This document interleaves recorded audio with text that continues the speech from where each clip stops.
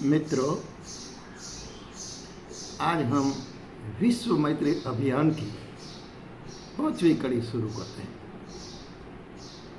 मुझे लगता है आप लोगों विश्व मैत्री अभियान से बहुत अभिभूत होकर उसको मानते हैं, इससे साथ जुड़ना चाहते हैं। आइए, ये 5वीं कड़ी में हम एक सुंदर बात आपको बताते हैं।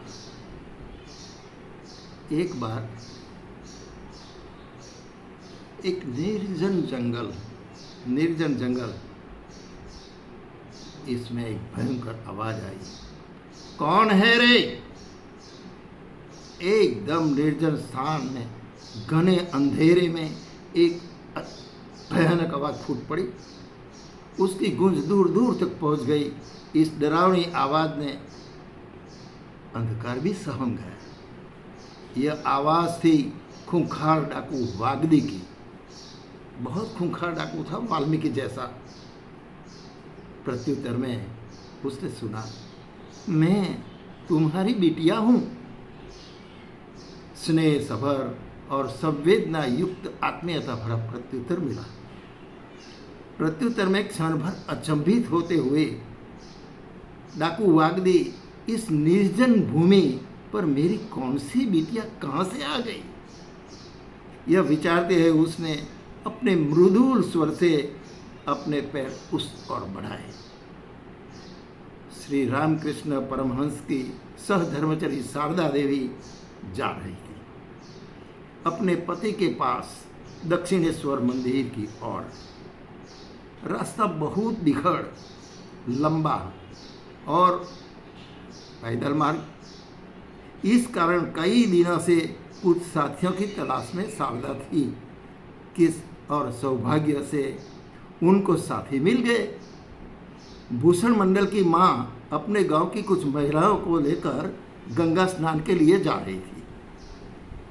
कामारपुकुर से आरामबाग का रास्ता 8 मील का है और उसके बाद था तेलो मेलो वाला भयंकर और बदनाम मैदान, पूरे 10 मील लंबा। दिन रहते हुए इसे पार किया जाए तो अच्छा, वरना रात में जाने की किसी की हिम्मत नहीं। इसीलिए उनकी सहेलियां शारदा की थी। उन्होंने शारदा को कहा, तू जल्दी चलती नहीं, और अगर रात के पहले इस मैदान को हमने पार नहीं कर लिया तो फिर हमारी क्या हालत होगी तू जानती है। हम आपके साथ कैसे चलें?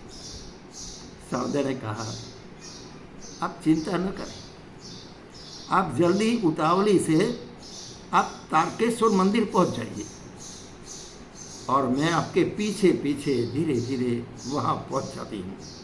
आप जल्दी निकल जाइए, आप मेरी चिंता मत करें। मैं धीरे धीरे मैं थक गई हूँ, आराम से आ रही हूँ आपके पीछे पीछे। सहेलियों को तो अच्छा लगा, सब बहुत जोर से पैदल चलने लगी मैदान पास करने के लिए। मैदान, क्योंकि तेलो मेलो मैदान, उधर डाकू था वागदी। धीरे धीरे जैसे शारदा चल रही थी, अंधेरा हो रहा था। उसी वक्त ही आवाज आई, कौन है रे? और उस भयंकर आवाज से अंधकार सहम गया। निर्जन बिखड़ जंगल में ये आवाज इतनी डरावनी, इतनी भयंकर थी कि जो भी शक्तिशाली और जो भी अपने को बलवान मानते वो भी डर जाते। वहां जाने की कोई हिम्मत नहीं करता, क्योंकि अगर सूर्यास्त होने के बाद उस तेलो मेलो मैदान से जो कोई जाता है, ये दूसरे दिन का सूरज देखने का सौभाग्य नहीं होता, उनका खत्म हो जाता वो। वैसा भयंकर मैदान था वो। इसीलिए सब सहेलियां चली गई और उसी में ये भयंकर आवाज ने सुनकर शारदा ने कहा, रामकृष्ण परमहंस की धर्मपत्नी ने कहा कि मैं आपकी बिटिया हूँ। कितना मृदुल स्वर, कितना आत्मीयता भरा स्वर। इस स्वर को सुनकर डाकू वागदी उस और चले गए मृदुल स्वर की ओर।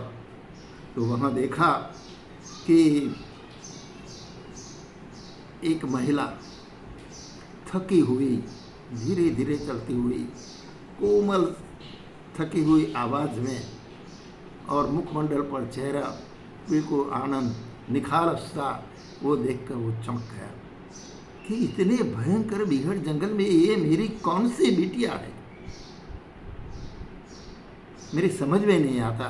वो आश्चर्यचकित हो गया, प्रेम भरी स्थिति हो गई उनकी, उसके भावना बढ़ गई, धीरे धीरे बढ़कर वो शारदा के सामने आ गया। उनको देखकर इनके मन में इतने प्रेम का भाव आया कि ये मेरी बिटिया। इतने में क्या हुआ कि उनकी पत्नी आ गई, डाकू वाग्दे की पत्नी आ गई। शारदा ने फिर से मृदुल स्वर में, आत्मीयता भर स्वर में उनको कहा, लो माँ, मैं तेरी बेटिया शारदा हूँ, आपके जमाई के पास जा रही हूँ दक्षिणेश्वर। और माँ के आंचल में छिप गई।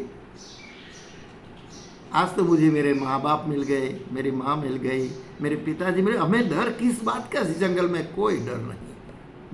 माँ से लिपट गई शारदा। फिर दोनों ने उनको साथ लिया, एक दुकान पर चले गए और दुकान में से चना मुरमुरा लिया, खरीदा डाकू ने, और तीनों ने साथ में बैठकर चना मुरमुरा खाया। रात भर शारदा इनके साथ सो रही। सुबह होते ही डाकू पत्नी और शारदा तारकेश्वर मंदिर के ओर जाने के लिए तैयार हो गए और पैदल निकल गए। शारदा को कोई डर नहीं था, अपने माँ बाप इनके साथ थे। रास्ते में जाते जाते जहाँ भी कोई खेत आता और वहाँ वो देखती शारदा कि मूंगफली या ऐसा कुछ खेत आता तो उसको ही तोड़ती, मटर के खेत में जाती तो मटर तोड़ती, उसकी बीज मटर खाती। ऐसे ही आनंद करते हुए तीनों निकल गए और पहुंच गए तारकेश्वर मंदिर पर। तारकेश्वर मंदिर पर जाके अपनी सहेलियों से मिली, अपने सहेलियों से मिली, देखा।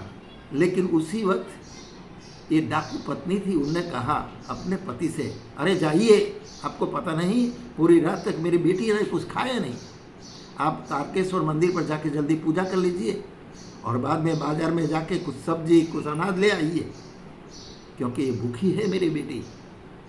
इतनी आत्मीयता भरी आवाज़।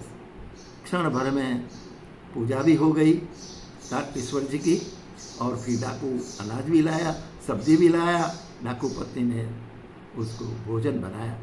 तीनों ने मिलकर बहुत प्रेम से खाया। प्रेम से खाने के बाद उनकी सहेलियां गई थी, वहाँ शारदा और ये तीनों गए।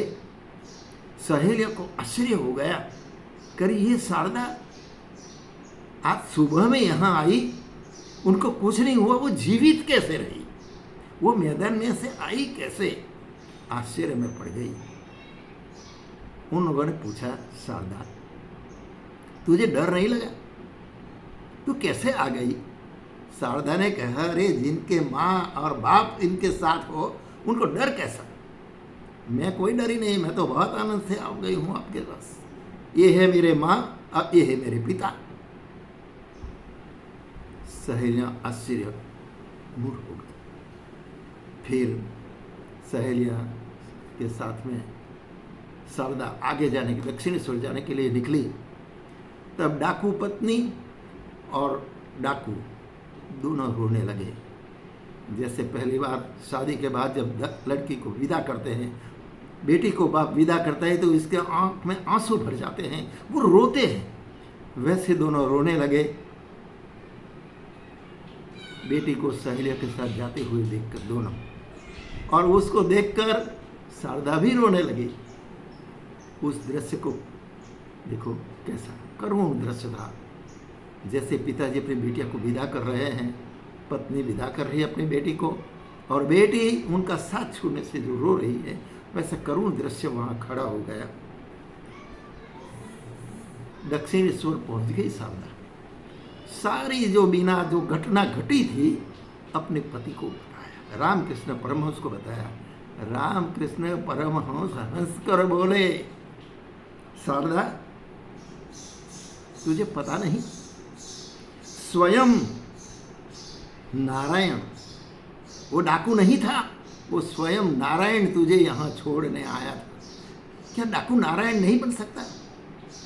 अगर उसमें मातृभाव जागृत हो जाए, आत्मीयता भाव जागृत हो जाए, मैत्री भाव जागृत हो जाए, तो डाकू तो क्या और कितने खूंखार डाकू होते हैं, वो भी इनके साथ प्रेम का व्यवहार करता है। तो ये वागिद डाकू जो है ये नारायण बन गया आपके लिए।